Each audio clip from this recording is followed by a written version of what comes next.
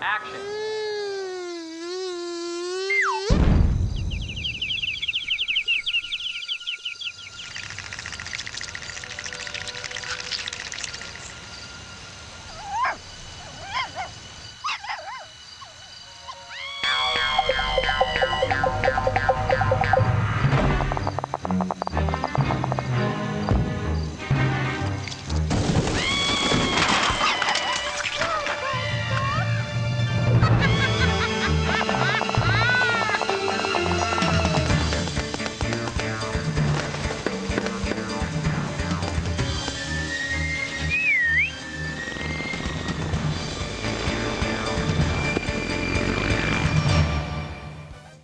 Bug is another game I get asked to review all the time, so today, here's my review.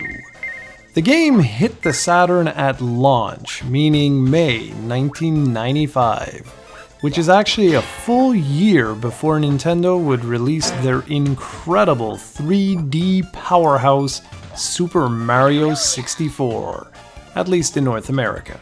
Why is this relevant? Only because Bug is a 3D platformer and was quite the head turner back in the day. I remember all the big video game magazines giving it 8s and 9s and saying it was just an incredible looking game featuring lush and vivid graphics, although the gameplay didn't really do anything new. Well, that was back in 1995. So how does the game hold up today in 2016? Well, for the most part, it holds up quite well. It's basically a 2D platformer taken into a 3D world. You don't have the freedom to move everywhere in a 3D space. Instead, you can move left and right and in and out. Gameplay is quite simple too. You can jump on most enemies' heads, or you can acquire a phlegm spit power-up, which allows you to shoot small projectiles. It's all quite simple, even for a game released back in '95. The one-liners are clearly a relic of their time, featuring Toad. One big problem I have with the core gameplay is the camera. Every time you move in one direction, the camera swoops in that direction to reveal more of the level. Now, this can cause you to get hit by all sorts of enemies you didn't know were directly in front of you. Now, it's not a game breaker by any stretch of the imagination, but it does certainly take some time to get used to. The levels are large and diverse, and thankfully there's a checkpoint system in place, something like Super Mario World, so that if you die, you can start back at that checkpoint. Now, the key thing here is you need to activate the checkpoint first, and oftentimes the distance from the onset of the stage to the checkpoint can be quite large. So you can expect to die quite a few times. Speaking of dying, this is a very challenging game that requires a lot of playthroughs in order to really master. Each of the various worlds in the game feel extremely unique, and they all look quite different from one another. This helps give the game its own unique charm, along with its carefree main character. You play as Bug, which isn't exactly the most original main character, but the idea of the game is unique. You see, you're taking part in a movie, you being the lead actor who is on a mission to rescue your family from an evil insect of doom.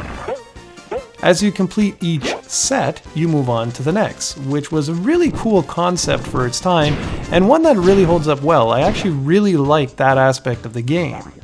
The original appeal of Bug was that it was a beautiful game, and it still looks quite nice today. Yes, there's pop-in, and it can be a little bit rough around the edges, but the audio-visual package is still quite high.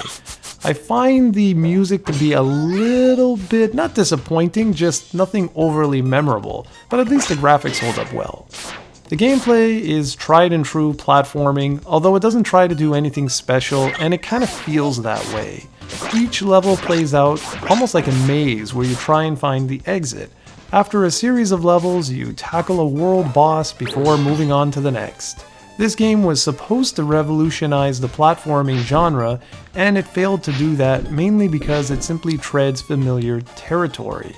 Super Mario 64 was the game that really changed everything, but if you're okay with that and are simply looking for a challenging and fun platformer, Bug fits the bill perfectly, and will take you a very long time to master. This is not an open world platformer, it's quite linear, moving from one stage to the next, but that's where the sequel comes into play, which we'll tackle next week. The original game is starting to climb up there in price, so if you're curious, I'd suggest picking up a copy before prices get out of control.